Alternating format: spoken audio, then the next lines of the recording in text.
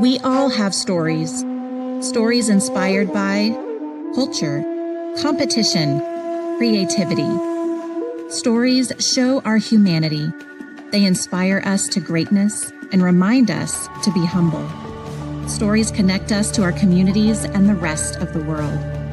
We are the Chutta people, and these are our stories. See and share them at togetherwe'remore.com. Hollywood! Lights! Camera! Action! Hollywood Brown! CD Lamb still running! Into corner! CD! For the TD! People don't know what it is to be champions. Oklahoma invented it.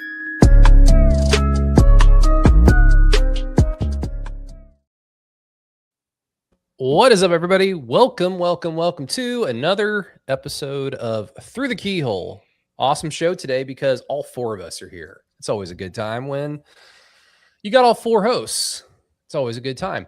Welcome to the show, everybody. Welcome to the old friends and welcome to the new friends that are just finding us because you're like the rest of us and just starved for OU football talk.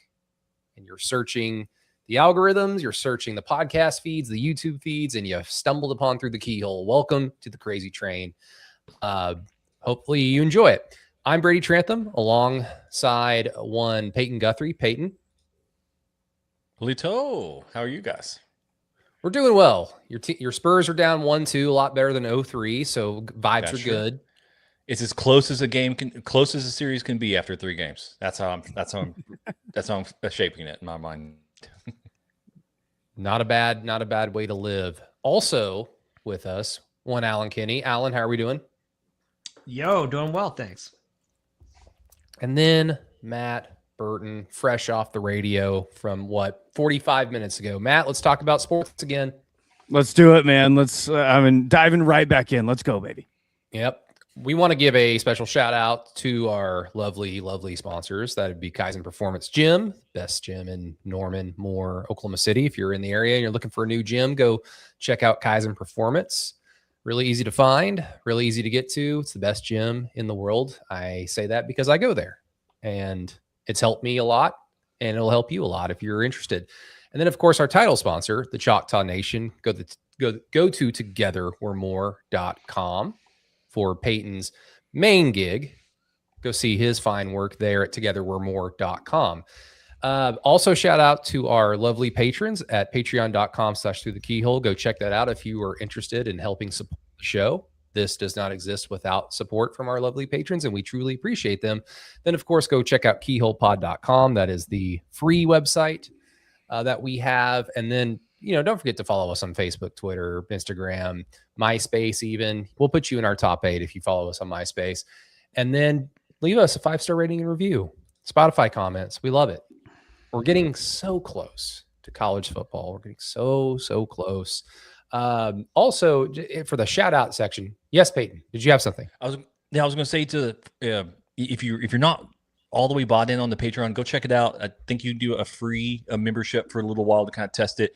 I've started launching the summer preview series. I already have previews up for UTEP and for Michigan, bringing those guys on. And then next week, we'll go live with probably the only New Mexico Lobos Oklahoma-based preview that you're going to see this summer. That will be recorded and published, I believe, on Monday. There is a New Mexico, ladies and gentlemen. Breaking news on Through the Keyhole. There is a new one. On the moon? We welcome the existence of the newest Mexico. Welcome to the show. Go check out Peyton's work at patreon.com/throughthekeyhole for extra Keyhole content, extra podcasts you can go listen to, get geared up as we get closer and closer to SEC Media Day, which for OU is July 21st. So we're just a few weeks and a month out until we can start really getting into football mode. But also another special shout out. And, we don't really cover softball or baseball on this podcast, but OU baseball, Skip Johnson, back in the College World Series, the second time in 5 years, an improbable run that started with them winning the Atlanta Regional, beating the snot out of the number 2 team in the country, Georgia Tech, and then going up to Lawrence, our old friends at Kansas, and beating the ever-loving crap out of them in 2 games for a sweep. for the right to be one of college baseball's final 8 teams up in Omaha. So that is awesome. Very happy to see that. Skip Johnson's pretty cool. Fun guy to cover, fun guy to talk baseball. So happy for them, and hopefully they can make a dent in the College World Series. So that's been really fun to follow. But, like we've kind of done this thing the last few weeks, guys, where there hasn't been a lot of OU football talk. And so we've kind of just leaned on what's dominated the sports discussion across the country. And fortunately for us in Oklahoma, for the previous 2.5 weeks, it was the Oklahoma City Thunder and the San Antonio Spurs in the Western Conference Finals, 7-game series, fairly epic, a lot of fun to watch. But the Thunder aren't playing anymore. So with all due respect to Peyton, I don't know how many Spurs fans listen to us. So we'll keep our finals discussion at a minimum. If we get to a point where it's at the end of the show, we want to talk about it, we will. But we're going to skirt that to the back. But at the same time, there is something that has occurred in college football that takes major precedent over us talking about ESPN releasing a top 100 rankings of players in college football and OU having 3 of them. So we will get to the OU specific talk in a minute.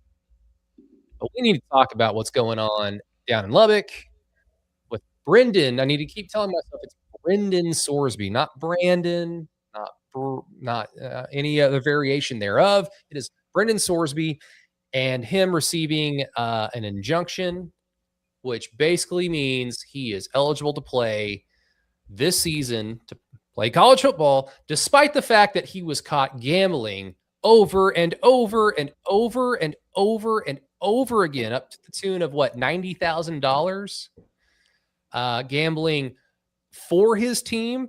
There was apparently a bet that he made that was the under for yards. The under. He bet the under of yards accumulated by the quarterback that started over him at Indiana. And so while he did not necessarily bet against Indiana, I don't really know how you can argue that one. Well, the other one was the under of their first half point total. Yeah. It's bullshit. It's all bullshit. There's a lot to talk about with this one. I think we're going to spend quite a bit of time with this topic. But before we get kind of deep into the weeds, I just want to get everyone's general reactions to it, because, Twitter was a firestorm as soon as I saw the graphic that had his picture on it and eligible, because I thought this was done with by this point a few days ago. And he got caught gambling. Gambling is a sports sin. You just can't have players gambling. You've destroyed the integrity of the game. People will question outcomes more so than they already do, because a lot of the NBA's rigged discourse it's disingenuous. It's just like fans coping with their team losing. Whatever. There's a reason why that ref went to prison for rigging games and making calls that were impacted by betting lines and whatever. So, Peyton, I wanted to start with you. With Brendan Sorsby now being eligible for 2026, what was your initial reaction when you saw it on social media the other day or wherever you heard it first? Well, one, I found it to be extremely surprising that the judge would rule an injunction on this, because that means the court deems that Sorsby would win in a court of law, right? I mean, at that point in time, he's saying like, hey, we believe on the merits of the case that it wants a full thing or whatever, we believe this would happen. They have gone this. There is some differences. I know some people will point out. Now I was trying to figure out some talking points about the Decker situation at Iowa State versus this. There are some differences there that we'll get into. But to me, it was just very, very, just surprising that Texas Tech would even do this, right, at this point in time. It seems extremely shameless. And then the other one is just surprising that the court would come to that conclusion when we've seen reported evidence, I guess at this point in time, that Deckers has broken the law, like the actual law, not just like NCAA bylaws or whatever. Like if he was actually wiring money out of state of Texas in order to place bets, and he committed actual law. I mean, he broke the law. So I'm very confused about that side of it. I know you've got some stuff you want to talk about with Colin Cowherd and Bomani, and I went and listened to those to try to get where their mindsets are. I do have some level of empathy towards some of those arguments, and some of those arguments I think are more clear than others. I don't think Colin had a very good argument, to be honest with you. I think Bomani had a little more eloquent of an argument that makes a little more sense. But I don't. I think I was just mainly just kind of shocked. I'm trying to read it all through and kind of figure it out. I'm reading some like different law firms, and they're breaking it down. This does much more to college football than just allow Sorsby to play, which I think is potentially more interesting. But when people are talking about, hey, this could just be the thing that causes everything to break, there's some stuff in this injunction that if it goes through fully and completely, I think would cause the NCAA to break, but it wouldn't be about Sorsby at this point in time. Okay. I get it. Alan, how did it tickle you? Well, like the most interesting part of it to me really is Texas Tech's role in this. And I say that because this seems like such a self-defeating position for a football program to take, or a university, just because, players betting on the outcome of games is, it's a cardinal sin in sports for a reason. I mean, if there's no integrity, if you can't assure the integrity of results, then you don't have a sport at all. It's you have the WWE really. And so for Tech to take this position, it didn't make a lot of sense to me. I mean, I understand like that there's a short-term benefit for it, but it's kind of like, it's very, I guess the saying is like, penny wise, pound foolish, or something like that. Like that's the part that I just don't get. Like you just don't do this. Yeah, well, I mean, that's what Texas Tech is doing, and there's a part of me that understands why they're doing it. I mean, I get it. I get why. I don't question why they're doing it. It's just the audacity, and we'll get to that in a little bit. So, I mean, Matt, you've probably talked about this, a handful of times on the radio. So, I mean, where is your mind kind of come to based on like where it started when this kind of dropped 2 days ago compared to what it is now? Yeah, I mean, when it dropped, I was like, my initial reaction was literally, if this dude is allowed to play one single snap of football in any NCAA institution, like just fold the sport up, honestly. Like just fold the sport up. It's done. It's cooked at that point. Man, he just, and then now too, and Tyler and I were talking about this today. We're kind of just fully side-eyeing Joey McGuire. Like, dude, get this guy off your team. What do you run your program, dude? Like, how are you allowing this to happen? Like, I'm sorry. Like, is this dude worth it? Is he worth all this distraction and everything? And hey, every time he throws a pick, everyone's going to be thinking the exact same thing. Every time he fumbles the football, everyone's going to be thinking the exact same thing about your team. And I mean, I don't know. It just read that Alan quote, said, Matt. Read that quote that you sent me in our group chat based on some opposing coach about Brendan Sorsby. Because I think Pete put this out. Yeah. Another question I had was, because I don't follow Cincinnati football, I've just kind of assumed that Sorsby is okay. I know he's big. I know he's fast. I don't know how good he is. I've just assumed that he's not that good. Because I know Tech has a lot of money, but if he was actually good, he'd go to USC to go play for Lincoln Riley. He would go to another school where it's like a quarterback factory into the NFL. He chose to take all the money. And my general rule is if you're going to Nebraska, if you're going to Missouri, if you're going to Texas Tech, my initial thought is your driving force is not just, I want to be the best. It's, I want to make the most money. So it kind of, my question kind of falls under like, how good are you? But anyway, read this quote if you don't mind. Yeah, this was actually Bruce Feldman tweeted this out. He was talking to one Big 12 personnel director. The personnel director said, if you think he's going to plug and play into this of whatever level of NFL talent you think he's capable of. I think that is sorely underestimating the mental toll this is probably taking on him. He is 0-8 in November the last 2 years. We watched every game that he's played for the last 2 seasons. He's toolsy, but it's never been to the point outside of maybe the game they played against Tech 2 years ago where you felt this is the best dude on the field. I get it. He can run and he's got a good arm, but you watch the tape and there's just some bad things and some strange losses. Yeah, it's just. And now the strange losses part to me is the main one now, knowing what we know. That's the one that speaks the volumes. Yeah, I mean, all this for what seems to be like an enhanced JAG, but it's Texas Tech, so they have to scratch and claw for every little thing that they can get, even though they've got $1 zillion payroll. It's just sad. But where do we want to really go from here now that we've kind of laid it out? And Peyton, I'll start with you. What's the appropriate way to approach this now? And just to give everybody like, I guess a peek behind the curtain. You're right. Like I got really as emotional as you can get to like listening to something without like, like I was, not necessarily with Callan Cowherd. It kind of just spurned it on because, I was listening to Bomani's podcast and, like a lot of people, I like Bomani Jones because like you said, Peyton, he's very eloquent, very nuanced in how he views things. Even when he is attacking an issue in a way that I disagree with, I'm like, oh, I never thought of it that way. That's interesting.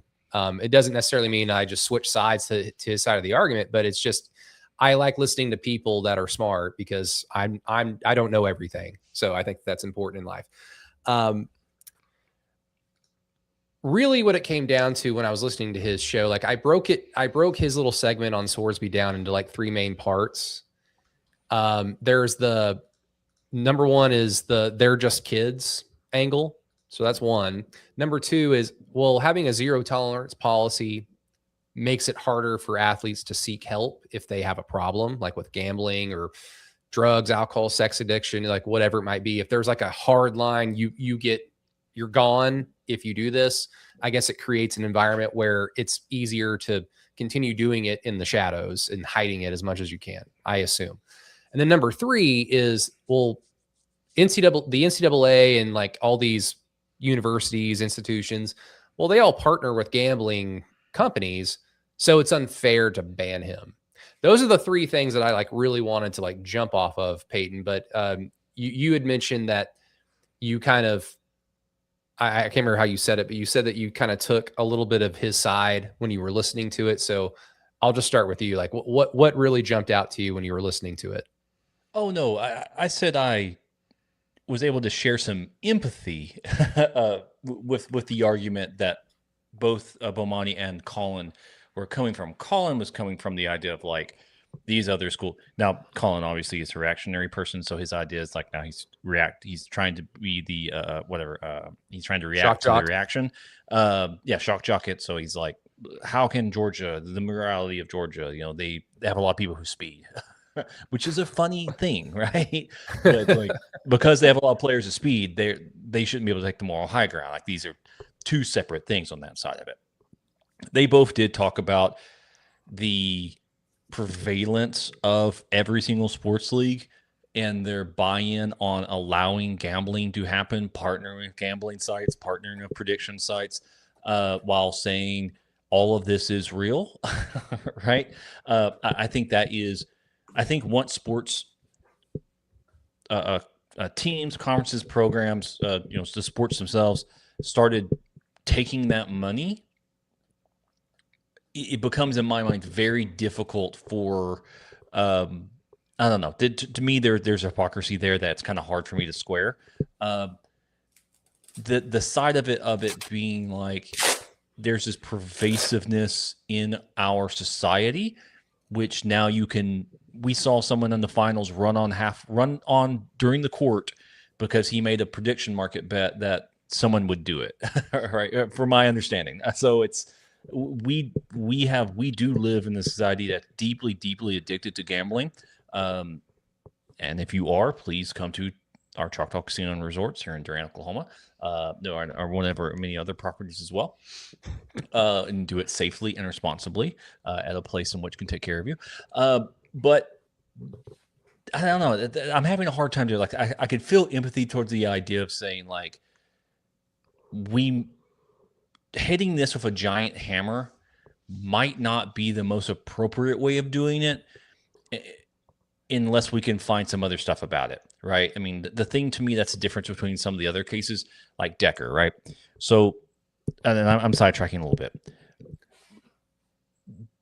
Decker was suspended by the NCAA after he was indicted on actual legal charges, right? So that's why that one stood, because he was first arrested and then other things happened. As far as I'm aware, no court in the law, no court, whatever, has no cops, no county, no sheriff, no federal agency have charged Sorsby with anything. And at this point in time, it does seem like courts are basically saying the NCAA has, because they're looking at the history of NCAA, has unfairly or inconsistently applied their rules and regulations to its member statuses, member schools, and the players, that none of this can be seen in any way, shape, or form as enforceable at this point in time. And then also them basically telling the NCAA that they cannot use their rule of restitution against Texas Tech, basically just says NCAA can't do anything. To me, that second line is the bigger component to all of this.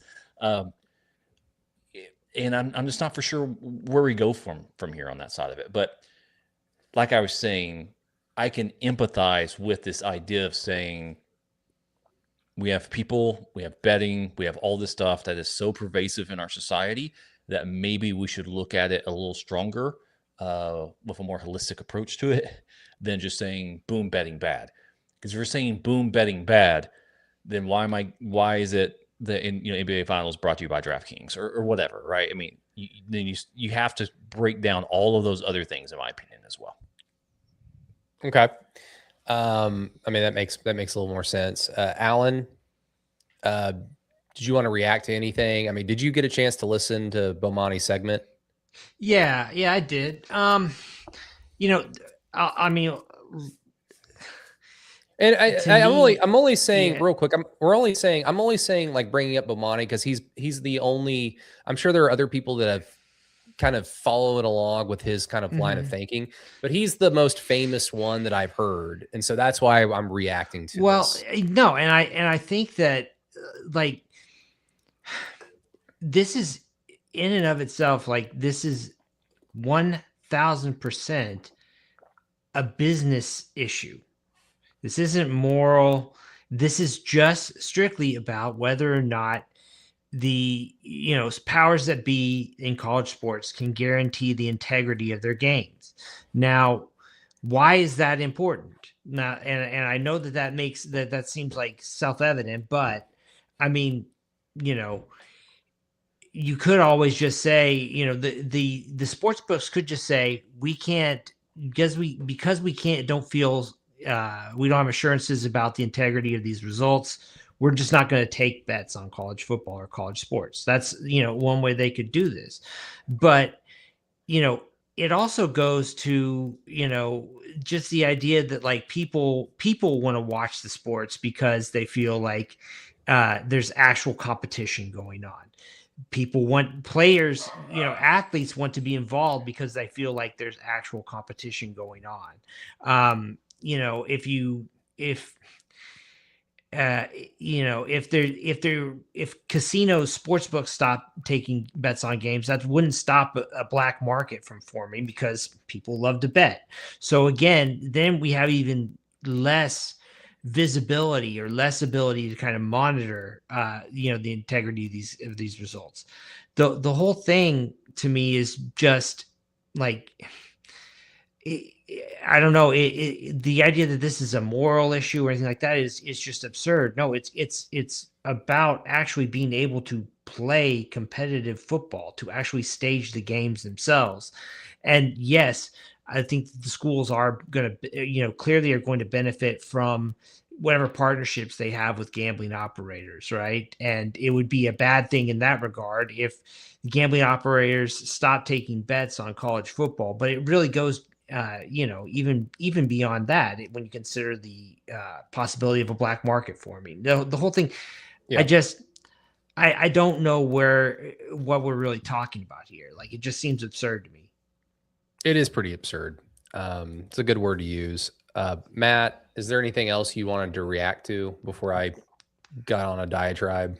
I didn't get a chance to listen to either Bomani or Colin Cowherd. I think I did see one clip of Cowherd basically bringing up the Georgia players and stuff like that. Like, you can't be on your moral high ground if like this stuff's going on, which, I mean, I don't know. It's still Apples wrong to for oranges. those. Yeah, I was about to say it just doesn't feel like the same thing at all. Not even like close. those- What are we those talking kids- about? If you're trying to break it down as like, oh, these kids are just being kids and being dumb, that's good. One is like them being dumb, putting people at risk, which is not good either. Like putting people's lives at risk, that's not great. The other one is like literally the integrity of the entire sport.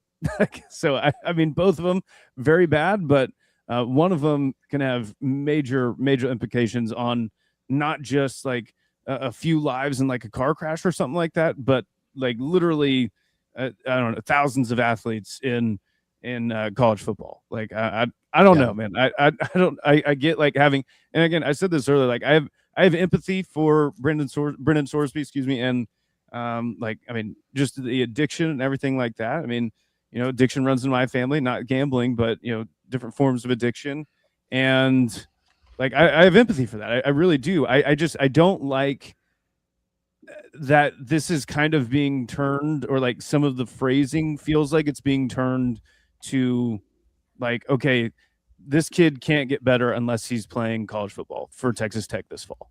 Like that to me is what it's kind of boiling it down to. I'm like, really? Like that feels kind of gross and disgusting, and almost like you're trying to throw it back on somebody else or throwing it back on the fans of college football because you really want this guy to play for your team. And it's like, I don't know.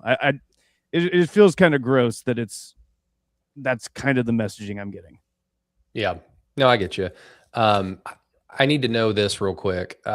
Is there a rehab for being addicted to the game, Matt, like you are? I'm addicted to the game. That's for sure, dude. I'll tell you that much right now. I'm addicted to it, married to it, all of it. Okay. Well, I want you guys to, because I took notes. I want you guys to, if you 1,000% disagree or you want to add something, just please stop me and like cut in. Please do so. Giving you all full attention or full permission to cut me off. Let me lay out some like bullet points first. If this gets shared around with, Tech fans, and you want to say, oh, didn't OU get a local judge to favorably rule in the case of Owen Heineke's eligibility? Owen Heineke got his year of eligibility given back to him. Yes, or given to him, depending on your understanding of what was going on. Yes, that did happen. Owen Heineke getting his eligibility back does not doom the foundation of the sport or destroy its soul, like allowing a player who's been caught gambling to continue playing. So, sorry, we're just going to have to disagree there. The same thing with Trinidad Chambliss at Ole Miss. It's one of those things where I think we all understood like he's going to be eligible, and it's like, it's silly, but hey, you know what? It's just them's the breaks. This is a little window in time where these schools can find local judges to rule in their favor in these cases, because the guardrails have not been set up yet. I assume at some point in the next 5 to 10 years, they will be. And so now is the time for Texas Tech to, and schools like Tech, to take advantage of this little legal loophole they find themselves in. Okay. So the 3 little points that from Bomani's like 25-minute, go follow Bomani Jones, go listen to his show. It's great. Talks about all sports, but he also really does talk about a lot of college football. And he is a former Texas fan. I kind of think that he still is. And by proxy, he is also very knowledgeable about OU football. So OU fans can really enjoy it as well. So yeah, the three things that I really took from that whole segment on Sorsby from his episode, latest one, I'll start with one, the NCAA benefits from gambling, so it's unfair to ban them. I can see that. And Peyton had mentioned that he could empathize with the hypocrisy that it does seem a little unfair that the NCAA and universities can partner with DraftKings, but then like punish their players if they gamble. Okay. So the NCAA partnering with gambling companies, it doesn't necessarily mean that players can bet on games. One general thing college is supposed to teach you as a young adult is how the world is, like how the world is run, how to conduct yourself as an adult. And one of the realities that you come to find out is that the world isn't fair. And not every time is like an instance of unfairness, not necessarily a bad thing. So we all agree that like children can't vote until they're 18 because they're children. But a child can just sit there and say, it's not fair. I'm 16 and I'm politically active and I read up on stuff because I'm a dork and I want to vote. It's not fair. It is. Yeah. If you just think about it from that perspective, that is not fair. It's not a moral wrong though. So just because OU partners with a gambling entity does not necessarily mean that it's therefore unfair to hold players accountable. So I don't fall under the, I see an instance of hypocrisy, therefore everything goes out the window. I think that that's a pie in the sky. We all like communist utopia mentality. Like, come on now. There's a difference between sponsoring ads and allowing players to have inside influence or self-interest in outcomes. I think that that's pretty clear. Yeah, like life just isn't fair. It isn't. And consequences have to be dealt if you make a mistake. That's a part of growing up. That's a part of what college is supposed to teach you. Not to get too far in the weeds, but what do a lot of young college kids do? The first time they're living on their own, they're out with a bunch of their friends, like they drink. Sometimes they drink before they're 21. Sometimes, and a lot of times they drink after they're 21. And what you're supposed to do when you start your relationship with drinking is understanding that you need to find your stopping point and have a good relationship with that stopping point. That's a part of maturing and growing up. If you go past that stopping point and make mistakes, you have to learn from those mistakes. You have to take on the consequences and not run from them. Otherwise, you could become an alcoholic. You could damage yourself. You could damage the lives of those around you. Pretty clear. So there's that. The zero tolerance makes it harder for athletes to seek help. It was another point that he had. Zero tolerance is not about punishing the addiction. It's about protecting the game from essentially insider trading. The betting the under on points at halftime, betting the under on your quarterbacks, yardage total. Not like, oh, you didn't bet against Indiana. It's like, again, this is beyond stupid that this has to be argued, but apparently it does. Athletes are fully able to get help off the field. They are more capable of getting help from resources open to them than most normal people, because they literally have their hands held in almost every single way possible. If you're talking about big time D1 athletes playing big time D1 sports, they've got tutors, they've got advisors, they've got financial advisors now, they've got all these people. And you're sitting here trying to tell me that, oh, if we give him a consequence, it's going to keep future players with problems similar to this. It's going to keep them from wanting to seek help that doesn't exist. It does exist. Please stop with this. And, the solution isn't to weaken the rule. It's to make supports. It's to help make support systems better out of competition eligibility.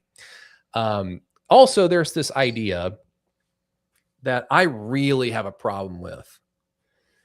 And it's this idea that if we allow somebody who's been caught gambling to play the sport, it immediately puts into question like results and outcomes. And Peyton, you and I talked back and forth a bunch after the Alabama game last year in the regular season, where it wasn't just because it was OU. It was because I don't like when the outcomes of games or of a series is tarnished because people question it.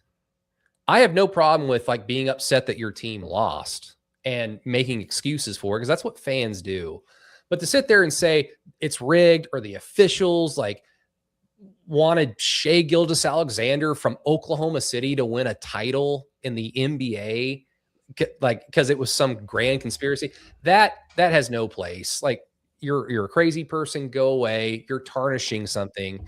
Saying like, oh, OU only won because they got super lucky against Alabama, like that's tarnishing what OU forced, them by forcing the issue of creating those turnovers. It tarnishes it, and that's like, I have a problem with that. So allowing someone to gamble, get away with it, not give them a consequence, not punish them, allow them to play, it immediately is going to start, like Matt said, it's the second he throws a pick, everyone's going to be like, what was the under? What was the over? Oh, it's like they're playing East Popcorn State. He's 4.5 touchdowns, 1.5 interceptions. He's going to bet the over, and he's going to throw a meaningless pick, and everyone's going to be like, oh, see, he's still got a problem. This is all going to lead to more discourse that I do not like. Meaningless, stupid, just no place in reality, bullshit discourse. Okay, and then the final part, they're just kids. Okay, I've talked about this before on the Keyhole. It always interests me when we have to treat them as young men, because that's what they are. They're young men. They're young adults. We treat them as young men when things are going great. That's a young man. He's not a kid. He's not a young boy. He's a young man when things are going great. The second they make a mistake, oh, they're kids again. And Bomani made this point of gambling is so integrated now into our sports lives, and it is, that it's now unfair to punish a kid so severely for doing something that is thrown at them every day on their phone, on TV, on radio, podcasts, you name it. You can't escape sports betting if you're into sports. I don't like sports betting. I'm not interested in it, but I know it exists. Okay.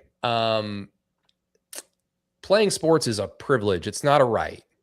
If there's nothing wrong with institutions having rules, line in the sand rules. If you break those, if you get caught breaking those rules, there's nothing wrong with that institution or school or entity from barring you from playing it anymore, because it's a privilege. It's not a right. That does not mean Sorsby's going to go to prison or be a bum for the rest of his life. It just means he lost the privilege to play the sport that he broke the rules gambling towards. It's silly to me. Like, addiction is real, but forgiveness doesn't necessarily mean erasing consequences in the context that you chose to play.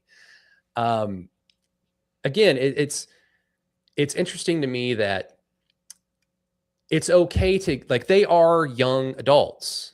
Their brains are not fully matured yet. We all remember what we were like when we were in our early 20s. We were all stupid. Maybe not Alan, but we were all stupid. And we were not as smart as we were when we hit 25 and then 30 and then 35 and so on and so forth. We could all recognize that. But we're okay with paying them tens, hundreds of thousands of dollars, millions of dollars. We're okay with doing that because they run fast, or they jump high, or they were born to be 6'5". Here's all this money. But the second they truly screw up, and like gambling, or I don't even want to mention the things, but even worse things than that, like moral wrongs. If they do something like that, oh, no. Remember, they're just kids. Like, get out of here with that. That does not make sense to me. It's okay to give them money and treat them like grown-ass men, but they shouldn't be held accountable for their mistakes. That to me, like, I have a problem with that. And I guess, like, overall, And I'm sorry, because I know like people listen to sports podcasts because they want to listen to sports and escape from the world. I do the same thing. But again, it might seem trivial, but to me, it's like I view sports in the same way that everyone does. It's like a way for me to like forget that real world problems exist. And we already live in a country where half the people walking around think an election was stolen for reasons that they believe to be true. Okay, it's your right to believe that. I don't want sports to be that same realm where everything is questioned because it didn't go your way. I mean, we had fucking hundreds of Auburn fans in our mentions last year because they thought the game was stolen from them because of a play that occurred with 4 minutes to go in the second fucking quarter. Like, I'm sorry, like I call me emotional. Go ahead. Like, I don't like this whatsoever, guys. I don't like it whatsoever. And I guess is another final, like, let me lay out all my biases, I guess. Hey, I didn't like Joe Mixon playing at OU either, because it's kind of a similar, I want OU to win. I want OU to cheat to win, like within like systematic like norms, paying players under the table back in the day when it was quote unquote against the rules. You're doing yourself a disservice at that point if you're trying to compete at the highest level of not paying the best talent to come play for you, because everybody does it. But, don't get caught. If you get caught, there are punishments. And OU has been punished before. And I'm all for it if they're stupid enough to get caught. But I don't want them to cheat at the expense of their soul. And I kind of viewed the Joe Mixon thing as like, man, this is the first time that in my lifetime that I feel like OU is doing something at the expense of their soul. And fortunately, Joe Mixon has truly learned from it. Has he been in trouble or sniffed trouble ever since? So I guess he has. I thought so. Maybe not. I don't want to search real fast. Sorry. If so, I can't remember. So I guess from the standpoint of we stood by somebody, a young man who made a mistake early in his life, and we didn't want to like doom him for the rest of his life, like that whole mindset. In this instance, I guess it did work out favorably for Joe Mixon in terms of him being not a degenerate for the rest of his life or doing it again, punching a woman. So it's one of those instances where it did work out, but at the same time, I didn't like it. And if OU, if John Mateer gets alleged to doing something abhorrently terrible before a big game, innocent until proven guilty, that's for the courts, that's for society, that's for the community. But for OU, if you're going to stand by somebody because you just want to win a football game when they've been alleged to do something like terrible, that's where I might check out. It's like, I can't stand by that, if that makes sense. So again, it was a long spiel. I'm sorry, guys. But if there's anything you wanted to jump in on, I mean, I just wanted to lay out my thoughts and get them out there. I mean, I don't think that, I guess for starters, I think that Bomani's take on this is actually like in the minority, if that makes sense. Like, most of what I've seen, people are like, this is not something that Texas Tech should be allowed to do, or that, that this is just a case of Sorsby, whatever. I think that I think that one thing that Bomani pointed out that is actually, I think there's a fecklessness, right, to the NCAA and all this, in the sense that like the NCAA tries to make itself out to be something that it's clearly not. In this case, there's a lot of language in the NCAA's mission statements and what have you about helping athletes and doing what's in their best interests and whatnot. And so in that regard, we do have to think about what these programs owe the players, if they owe them anything, right? And what the NCAA's role is in that. That being said, to me, this is too fundamental of an issue here. I mean, again, I guess if you wanted to, if you think it would be helped by, sports books, if you think it'd be better for the sport if sports books were stopped taking bets on college football games, I mean, I guess that's one potential outcome here.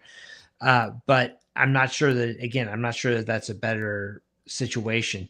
Just all in all, though, I mean, it just, to me, again, I've said it a few times, but it's just so fundamental to what the whole enterprise is about that, like, I just can't envision why anybody involved in college sports would want this kind of thing to stand. Yeah, the idea of shame is the one reason why I think why is Texas Tech doing this? How is this helpful? Cody Campbell did release an op-ed within the last 24 hours about how we have to get these bills passed to save the sport while he is actively bankrolling the one team who's currently trying to destroy it. The integrity of the sport. So from Alan and Brady, what you guys, maybe this part would be somewhat controversial. I agree with you guys. The soul of the sport, this is a crime against the soul of the sport, right? I do think, and Brady, you're saying like, well, hey, everyone is using steroids, so why aren't we using steroids? I think it's, hey, if it's a rule, it's a rule. You need to follow it, and I understand that there's like gamesmanship and all that kind of stuff. And yeah, did I just watch Wimby try to murder Brunson? Yeah, 100%. Hope he does it tomorrow night too, because the NBA is not going to call shit on him. Have you seen the TV ratings? So no, you lean into it. You use is it unfair? Sure, it's unfair, right? It's unfair that he was born 7'5" or whatever. Well, not born 7'5", became a 7'5" Titan. Whatever. The other part of it that I think of is just that the NCAA is not a functioning or have the ability in any way, shape, or form to police the member institutions or police the players in which comprise the teams that make up those member institutions, right? The students themselves, the players themselves have no voice in the rules. They have no voice in the creation of these bylines. They have no voice in the creation of these guidelines. All they do is sign an NIL agreement now at this point in time, I believe, or a letter of intent, which, obviously the onus is flipped from the player to the school. And the courts are basically saying, yeah, you have no real legal authority over these players in any way, shape, or form. From that perspective, I am kind of like, I don't know if you can hear Arlo in the background screaming. I don't know if I have any empathy towards the NCAA or towards these other schools or towards the Big 12 or toward the SEC and the Big 10 when they're saying like, well, we shouldn't play Texas Tech, or we're reevaluating that we'll only play conference teams maybe, or something like that. To me, that's a totally just get over yourselves at that point in time. They've basically created a shell game that has finally marched to its grave, and it's over with now at this point in time. In my mind, maybe this is the death knell that kind of creates all this stuff, or creates a new form of college football. But you can't just live on the idea. I mean, look at modern day society, what's happening right now in the highest branches of our government. You can't go by norms. You can't go by who has shame or who doesn't have shame. You can't go by those things, because that's just person to person. And we're seeing that right now in Texas Tech. I guess that's my one point. Yeah, if I were the coach, I would say you're out of here. Peyton, how many other sports leagues allow their players to gamble on their sports? Okay, real quick. They do not, but they also have a collective bargaining agreement, right? I just texted Matt. Down. I just texted Matt to ask him that very question, because none. You can't do it. You can't do. You cannot have like any form of competition in which a player could, in theory, affect the outcome. To adversely. You know what I mean, in terms of for their own benefit. This is not about the NCAA trying to take money out of players' pockets, or it's not about coaches trying to control where players go. it's about like actually just having a game. The NCAA, I mean, if the courts want to tell this is different than taking the NCAA to court over whether or not a player is eligible or they're enforcing their rules fairly or consistently. And this is just about whether or not you can actually even have the enterprise of college sports. So, like, I mean, I don't know. I don't know what else can be done. I mean, I don't know how this could be tolerated. And like, I mean, it's clear that in my mind, I think that Cody Campbell is using this as an opportunity to further disrupt the kind of the homeostasis of college sports right now, which is already way out of whack, but to, I think influence the situation to get a better outcome in the long run for Texas Tech in terms of its place in the college football pecking order. To me, that just seems obvious at this point. Yeah, and I guess I was talking from a much, much broader thing on that side of it. Those sports do have antitrust agreements and all that kind of stuff that's set up with Congress, and my assumption is there is some guidelines around some of that stuff that the NCAA in the sport of college football or any sport in college does not have those same parameters written in a stone that could withstand a legal scrutiny at this point in time. But yes, from the spirit, the letter, and all that kind of stuff, I agree with you. I think those are different cases due to collective bargaining and employment and, all that sort of stuff. But I think you could, yeah. I don't know. I mean, there's two ways of they're collectively bargained. Yeah, absolutely. But the players will agree to that because they also know, like, we don't have a sport to play without it. And so, like, other college athletes don't have the opportunity to play their sport if players are allowed to gamble. I mean, it is just so fundamentally ingrained in what sports are that, like, we're not, I don't know. This would be like saying, I mean, I'm allowed to, I can't even begin to think of what I could do. Like this is like saying I'm allowed to, a football player, I'm a linebacker, I'm allowed to go around shooting people during the game. I mean, like it's not, we're not even talking about actually playing, I mean, being able to hold the sport. It just, it's fundamental. And this is the same NCAA that passed a rule to allow college athletes to bet on sports, pro sports, before it had to be vetoed, right? I mean, that's what I'm saying. Like, the NCAA doesn't do this right. They have allowed the door to be open for this. Which is why I feel like, the professional leagues, like, they allow betting on other professional sports, but every single one, obviously, you cannot bet on your own sport. That's obvious. Which is why I think, from a general standpoint, people aren't, if they're upset about this, they're not siding with the NCAA. They're siding with just the general understanding we all have as sports people, as sports fans, that gambling is a no-no. If you get caught, you're done. Like, this isn't like, no one's getting in the weeds of like, what's the NCAA parameters and bylaws say about this? Like, no one gives a fuck about the NCAA. They're a joke anyway. Everyone knows that. This is just, again, about the soul of the sport that people are jumping on against. Like, Bomani did also have like a minor point about how he didn't really like as he termed it, the over emotional reaction by his colleagues, like those in the media. I don't agree with them being emotional, because I guess color me emotional. I'm right there with them.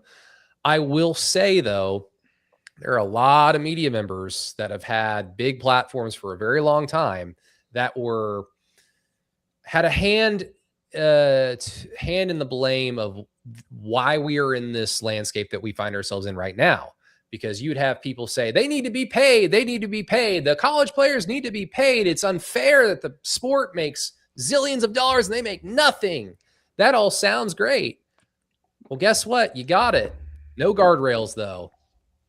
And those people, like those media folks that were screaming for player empowerment, are now upset that a player is exercising some empowerment by becoming eligible after he got caught gambling.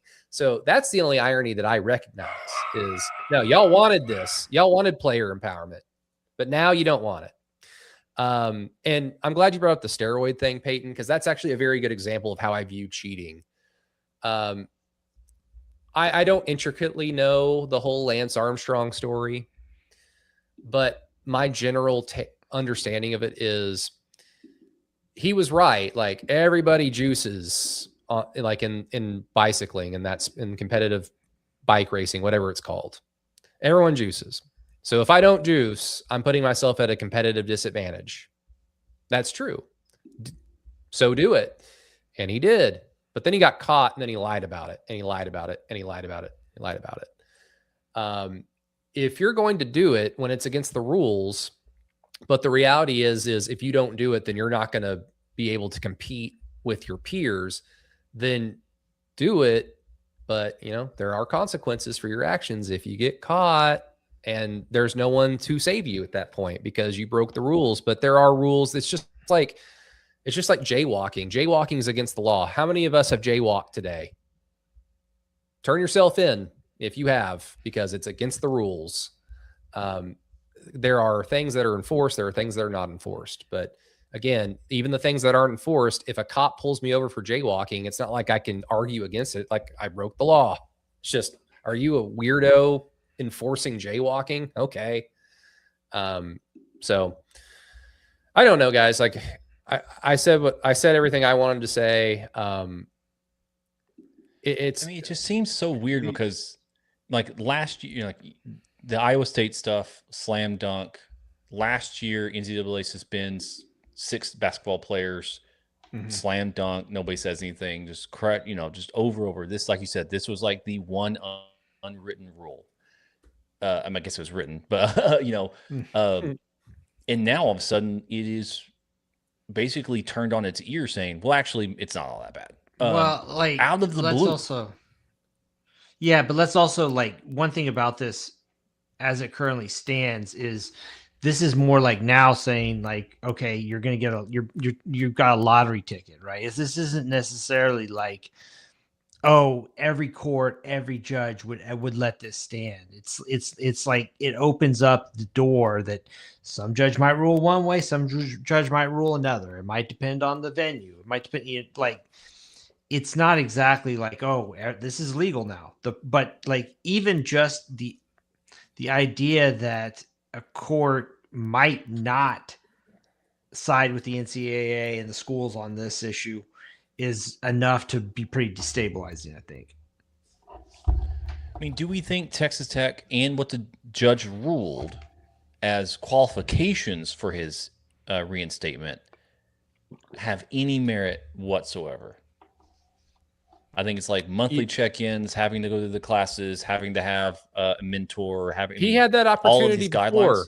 He had that opportunity before, and he clearly ignored them. So what onus do we have now that he's going to, or what belief do we have now that he's going to suddenly, like, oh, now I'm going to take my rehab seriously?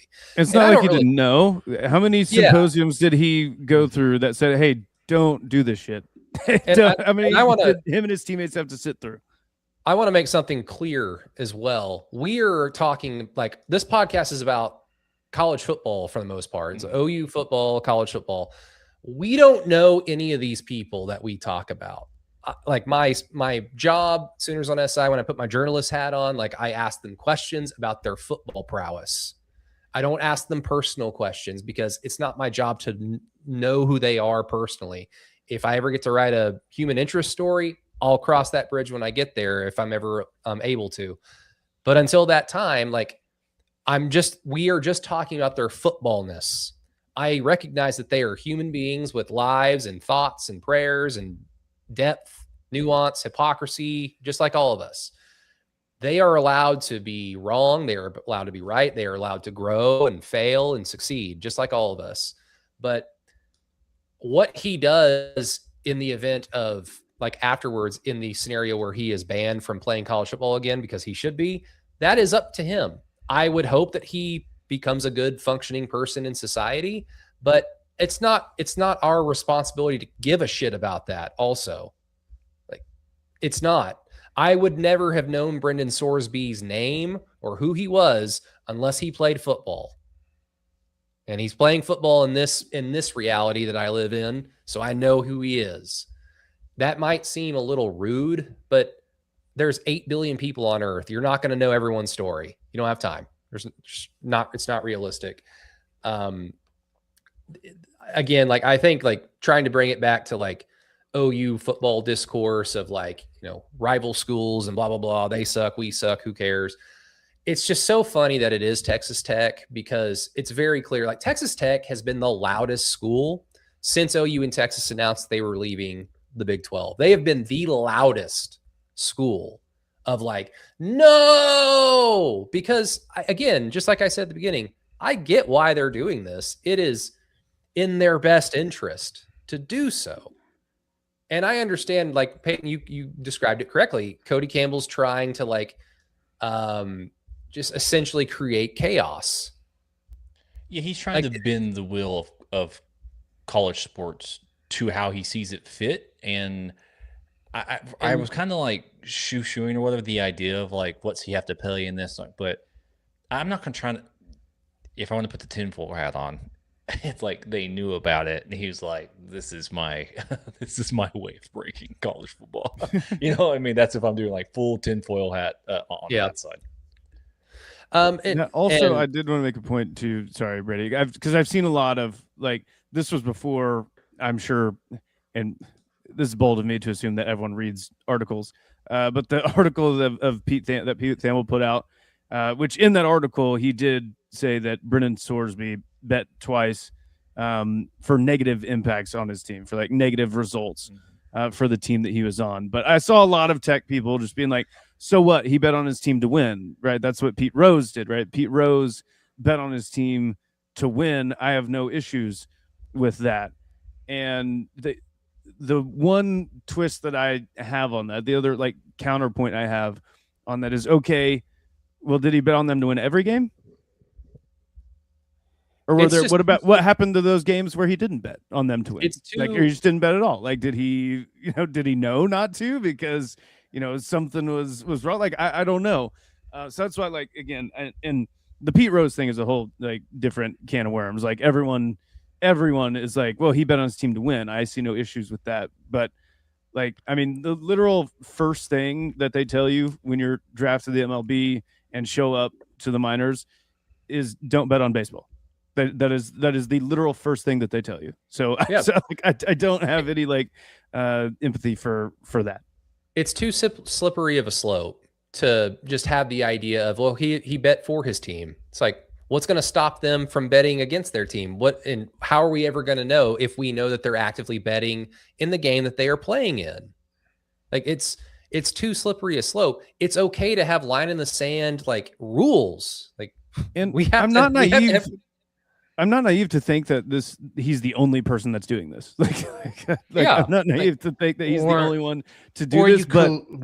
Or you can collude with a player on the other team, right? And he says, we're going to lose. Bet on us, right? And you split the money. I mean, like, now based on every ruling I've seen and stuff I've been reading about, if they find evidence of that, yeah, he's just done. Like, they are putting they're threading that judge is trying to thread a very, very small needle hole. Well, now you have a whole other enforcement problem. The two negative results that he bet on, like, I know he's not actively out there in those games. That's when he was in Indiana. So he's like redshirting or whatever, but I'm sorry, man. That's just grounds enough to be done because you're in the team room. Like you know the game plan. It's insider trading. Yeah, exactly. We don't want our senators to do this. Right. You know your offensive coordinator. You know the quarterback. Hey, who's to say that he didn't make the bet for him and the quarterback both? Like to be like the starting quarterback being like, hey, I'll throw some money down. You throw some money down too. You just have less than 50 yards in this quarter, and we'll be good to go. We'll make a bunch of money. Like, I don't know. I have a hard time like finding any leeway here. I think this should be open and shut. And truthfully, I mean, it feels like a lot of people are on the same page here with this, except for, the courts in Lubbock, Texas. Yeah. again, like there's nothing wrong with having rules. If you get banned from a social media platform because you said a bunch of stuff that broke the rules of said social media platform and you get banned from it, you've not been like your First Amendment right to free speech has not been taken from you. You just can't go back to Facebook or whatever you got kicked off from anymore. If you go to someone's house and they ask you like, hey, can you take your shoes off before you come in, and you trounce around like Rick James and getting muddy boots all over Eddie Murphy's couch, and you get asked to leave, you're not having your rights infringed upon. You broke the house rules. Get the F out of here. Like it's, you can drink, you can smoke if you're over 18 or 21 in America, but there's nothing wrong with companies saying you can't do it on the job. You can't be drunk or high on the job. It doesn't mean that you can't do it, in your free time responsibly. I have to say that, I think. But one more time with Texas Tech, though, like they are just desperately wanting to be seen. Like they just want to be seen, because when the Super League gets formed and the OUs don't have to subsidize the Oklahoma States of the world anymore, Texas Tech wants to be in that wheelhouse of, can we get in the Super League club, please? That's what they're wanting to do. And I've said this on Keyhole a few times. The time to cheat your way to the top was basically like the 1930s to the 1960s. And that time has passed. OU did it when they needed to. And if you find yourself in the modern day going like, we want to be Texas, we want to be Oklahoma or Alabama, and you didn't take the opportunity back in the day, I was like, sorry. You had your chance like everyone else did, and you didn't do it. So go make money somewhere else. Texas Tech used to have a really good baseball program, but they're like, nope, we don't care about that anymore. We want to be blown out in a playoff game. Okay, whatever. Oh, well, I think we've, unless Matt or Peyton, unless you guys had something else to add, we can. Good. But also DraftKings, FanDuel, if you guys want to sponsor us. Yeah. That's always been like a fear of mine, because I don't know. I know what over under means. I know what point spreads are. I don't know anything else. Like I know a parlay is like a collection of random things that you're betting for or against to all occur at the same time, or in the same game or the same day or whatever. Like money line, I don't know what any of that stuff means. I'm a complete another idiot when it comes to sports betting. Money line's just who wins the game. It's John Mateer. Yeah, right. It's money line Mateer. You remember when he was cool? That John Mateer. Remember his gambling thing? Did John go to rehab?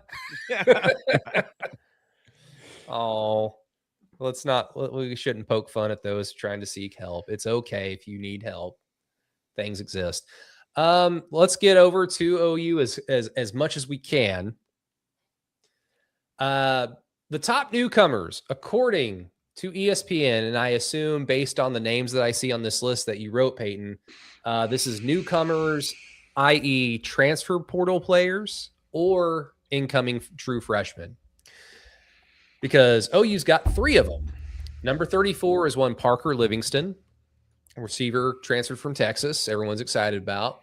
Number 42, Trell Harris, the other transfer receiver from Virginia, which is interesting to me because Trell Harris, much more production than Parker Livingston, yet Parker Livingston is ranked higher.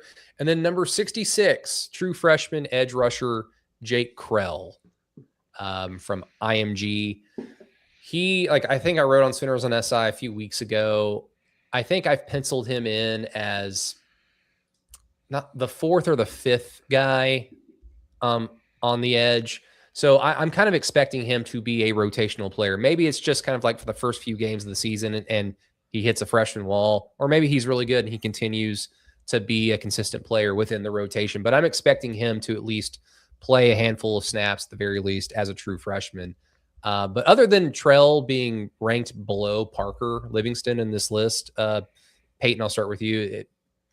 What does that say to you? Like as an OU fan, when you see only 3 players and the 3 players that are actually listed, what does that say to you? Yeah, for sure. No, the thing that really stood out to me more than anything was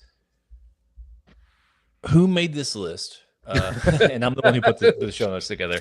But because, yeah, sure, having 2 wide receivers, yeah, that's great. But if we're talking about actual impactful players, players that will help the team, I would probably put all 3 tight ends on that list before any one of those wide receivers. You know what I mean? So to me, that was the bigger deal. I think Joe Harris fits in very easily into the current roster of a deep threat guy, big body guy, I believe ish.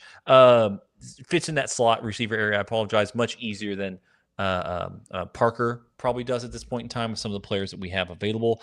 But yeah, I'm looking at the tight end saying like, yeah, let's put 1 or 2 of those guys on the list because they're going to have much, much more impact on OU's ability to win football games next year. Way, way, way more than OU's 3rd wide receiver. I mean, you know what I mean on that side. So some of that stuff, I'm not even sure where to put it on it. I think that's something I put on there. Did ESPN get it right? Did they get it wrong? I think they got it wrong on all 3.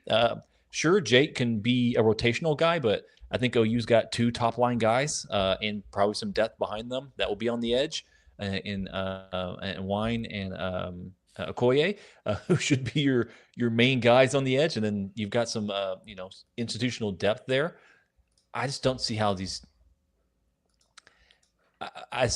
guys make a big enough of an impact that would beat other players who have been added to this team and would be considered on this list, I guess, at this point in time. Yeah, I kind of had some of the same thoughts as well.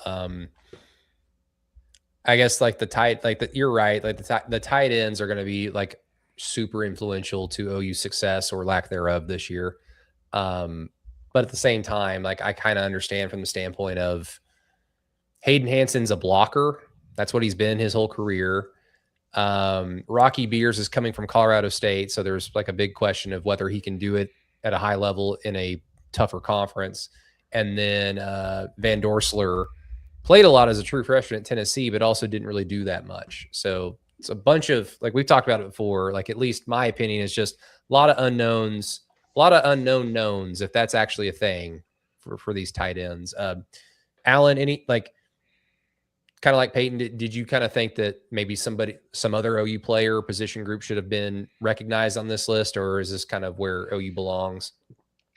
Yeah, I mean, the thing I think that stands out to me is there's only 1 freshman on here, right? And I say that because OU's, it wasn't much of a secret. OU's last recruiting class didn't have a whole lot of flair to it.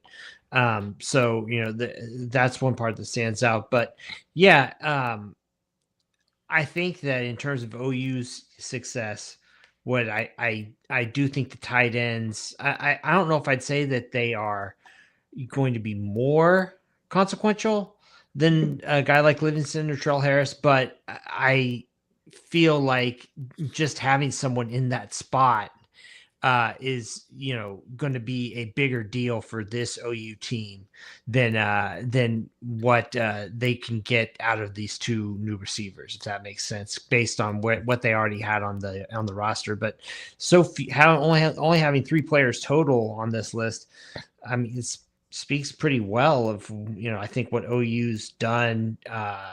In terms of building the roster up to that point, right? Because you don't have to bring in a whole lot of new guys to contribute.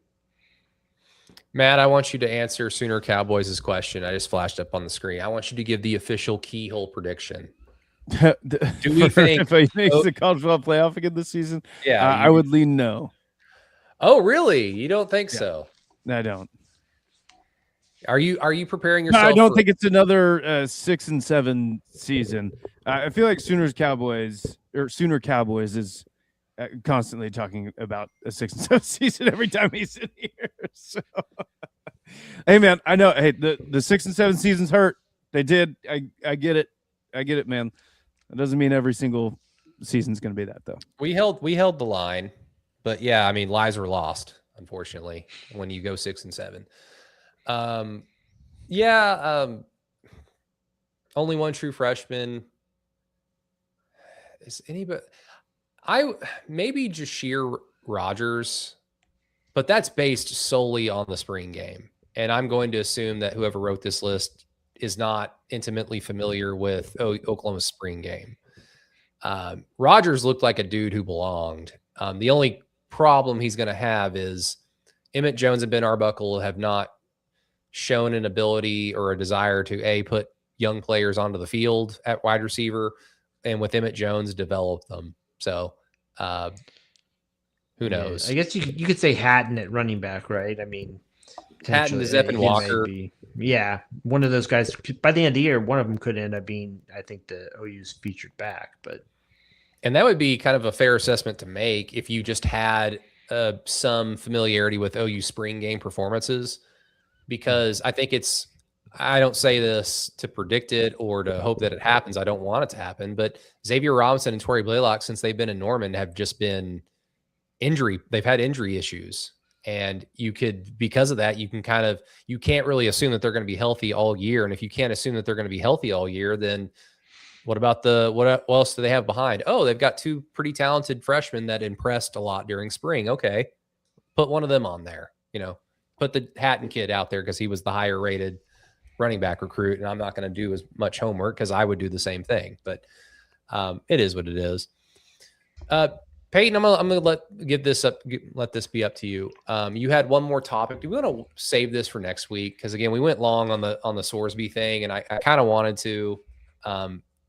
There's only so much OU news that we could pounce on, so I think we should probably leave this one for next week for sure. But if you want for to, sure, we I can. think that'll be a good one. Yeah, okay. Let's do it.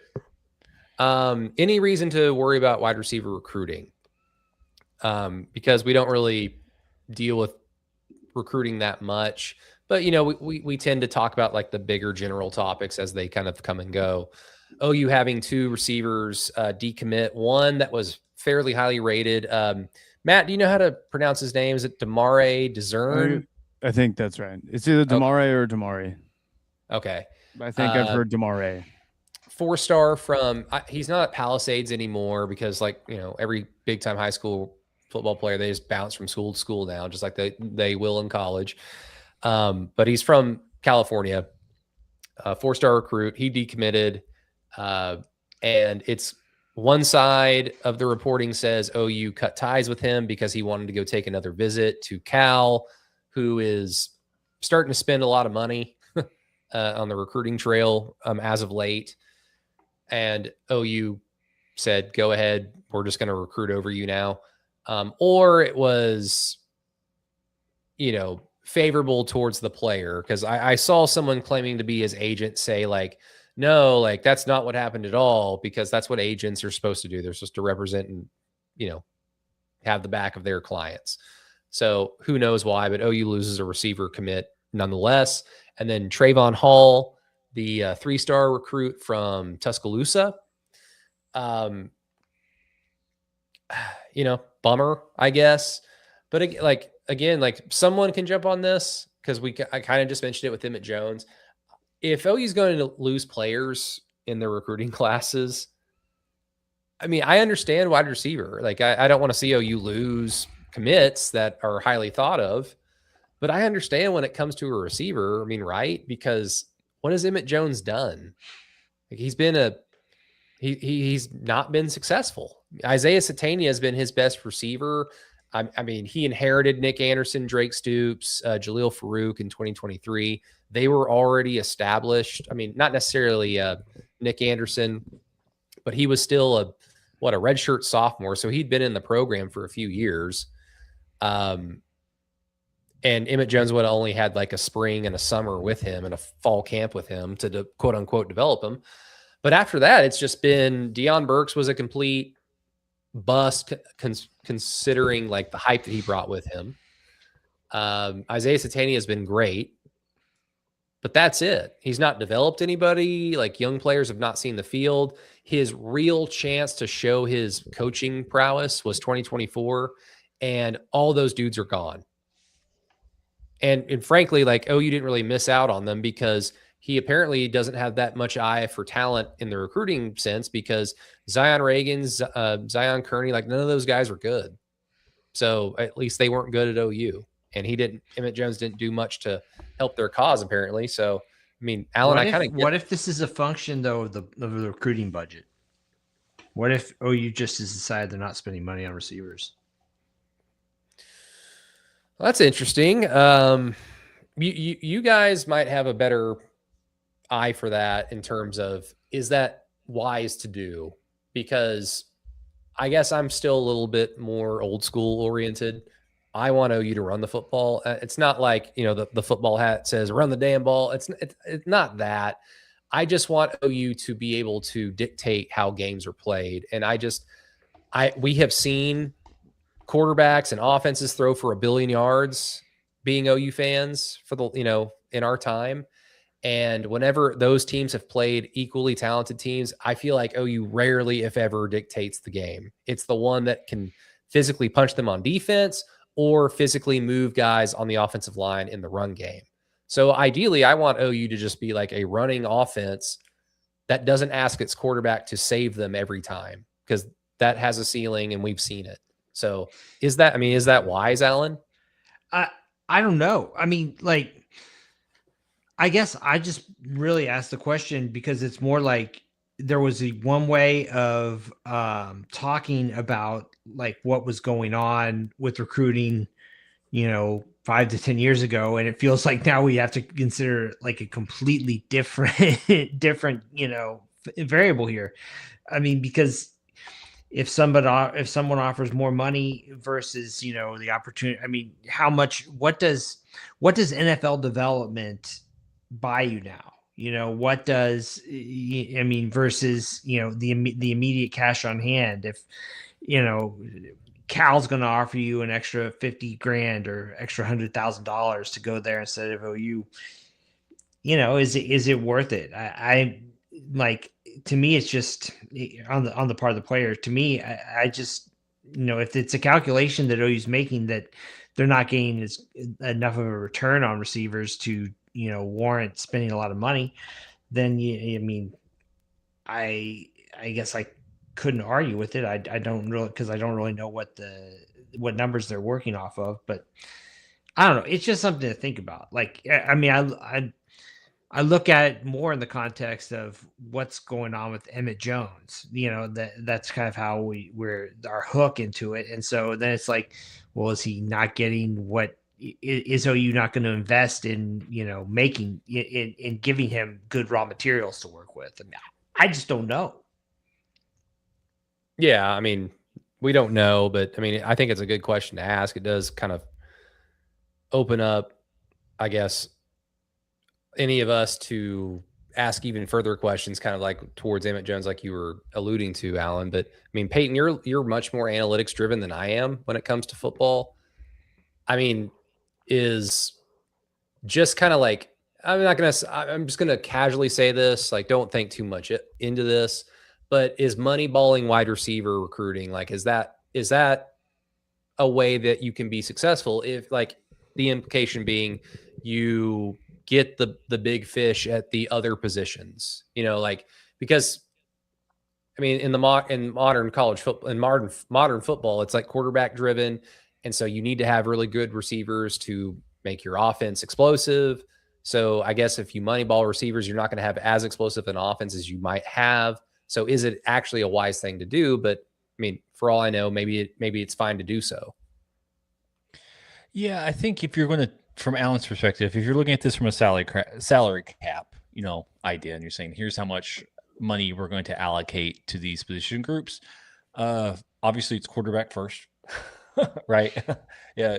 We've seen what happens if you have a bad quarterback. Probably offensive tackles next, then edge rushers after that. And then college football, I guess you'd probably go defensive tackle after that. I mean, I could walk my way down the line a decent while before I would get to wide receiver saying like, yeah, let's really compete with this. Right now, if you're telling me a player, if you're going to tell me it's like CD Lamb, I say, yeah, you give him the money. I mean, you figure out how to do some of those things. Some of these players where it's sorry, I almost died. It's Oklahoma trying to identify talent early. They have a whole new scouting thing that the recruiting does not, from my understanding, doesn't go through the coaches in the same way it used to. And so they're trying to identify people early, trying to get people on the edges and trying to find the most value that you can find there while being able to leverage the other stuff. And if other teams are going to overpay for that, you just let them overpay. You have to stand true to the work that you've put in. You have to stand true on that side of it. College football is much more run driven. College football is about who can control the clock and all that kind of stuff. The era of big offense seems to be done for completely at this point in time. I think it would be much better for Oklahoma to continue to invest in offensive line and defensive line, and then make sure you've got a quarterback who can take care of those things. I'm going to somewhat degrade an Oklahoma team, so I apologize about that. The 2008 Oklahoma Sooners team. It's not necessarily that Sam Bradford was thrown to a bunch of plumbers, but it wasn't necessarily thrown to a bunch of first rounders either, besides the tight end. If you can tell me I get a really good quarterback, a really good tight end, a really good running back, and a really strong offensive line, and some wide receivers that can make plays, I'll say that dog will hunt, on that side of it. I think you have to kind of balance where that allocation of resources are at that point in time. And I say that as, my favorite on-field wide receiver for a very, very long time was Ryan Broyles, right? I say that from that perspective of being like, he just was great. But I'm not for sure, 08 Ryan Broyles was the same guy at that sort of time. Yeah, I mean, it's the beautiful thing about sports is things can surprise you. So I don't know why my camera just got blurry. It's probably because I'm moving around a lot, but oh well, I'm ugly. So this is fine. Anything else, gents, before we get out of here? All righty. Good. All righty. Well, again, when there's OU football news, we'll talk about it. We promise. But there's other things going on in sports, and we like sports, so we'll talk about those things as well. I guess before I forget, Peyton, Game 4, who you got and why? Spurs. I think the clock struck midnight on the Knicks, and the whole 13 games and the whole thing like that. They found out that they're going to keep letting Brunson run the offense. And we've seen what those Knicks teams can do when he's the full offensive load on that. It does seem like they're doing a concerted effort to keep Cat out of the offense. If they can keep on doing that, we're doing great. And hopefully I think it's been that's the part where I'm not like too losing my mind about it. We've watched 3 really good games in my mind. So I've enjoyed the product, even though I haven't personally enjoyed the outcome of 2 of the 3. Matt? I still think the Spurs come back and win the series. I don't know. This is feeling a lot like, in my mind, I just think the Spurs are a better team. The Knicks are very fun and really good. Like, I'm not trying to take anything away from the Knicks. I just think the Spurs are a much better team. I know they're really young. They've had their young moments too, especially at the end of game 2. Yeah. But to me, this feels a little bit like the Bucks and the Suns series. It was at 2021 where the Suns win the first 2 games. And then the Bucks win the next 4 just because Giannis just goes into like Super Saiyan mode. I feel like we're probably going to get that with Wemby. Yeah, I think I agree. I wonder what Brendan Sorsby thinks. Alan, do you have a take? That's a good question. Let's see here. Hold on one second. I'm looking for okay. So right now the Knicks are minus 180 to win. The series, that is. I don't know. I think the Knicks get back in business tomorrow night. I think that the energy was too weird yesterday, and the excitement was a bit much. I think, Why? I think What happened? Great question, right? I don't know. Then again, maybe the Knicks got their luck mushed for whatever reason. I mean, a certain visitor. But no, I think they get back on track tomorrow. That could mean anybody, really, like a certain visitor. I mean, we already you saw all there were huge. I mean, it was a cavalcade of stars out there yesterday. Oh, yeah. So we already call Wemby an alien, so we could also call him a visitor because they're here or whatever. All right, everybody. Was that actually Cardi B? At the halftime I think show? it was. Yeah. You mean Cardi That's B? wild. Yeah, Cardi Cardi D. D. Yeah. Barkley, man, he can get No. away with anything. This I just this mean, ain't TNT, man. Like, this is the Mickey Mouse channel. You can't be still got saying that. I just mean like the Spurs and Oklahoma City. We're like, hey, we got Red Panda for the halftime show. And the Knicks like, we've got Cardi Yeah, B. Cardi It's just an B. entirely different thing. My I wife think had the she's- exact yeah. same reaction. She was like, "Is that Cardi B doing their halftime show?" Like, yeah, last Untelevised? year. Yeah. I was like, last year I think Hanson did a halftime show, Yeah. and they didn't even play Bop. So I don't know. Yeah, they just played their new stuff. Yeah. Man, you know the Knicks, just based on how they've been covered and how they kind of carry themselves. If they blow this, they are going to have finished bracelets for next season, just like 2004 Oklahoma. Oh no. No. Well, as far as we can tell, they did finish because they played the Big 12 Championship and then no game happened afterwards. Yay. All right, everybody. Thank you again to Peyton, to Matt, to Alan. Thank you guys. Always enjoy having all four of us on, so that was fun. But everybody, thank you so much for listening to Through the Keyhole. Don't forget to go check out patreon.com/throughthekeyhole. Subscribe on our social media channels. Go subscribe to our YouTube channel so you can watch us live and watch us afterwards. If you'd rather watch us than listen to us anywhere you listen to podcasts. But again, for Matt, for Alan, for Peyton, for myself, Brady Trantham, thank you all so much for listening Through the Keyhole. Until next time, boom her. Suit her.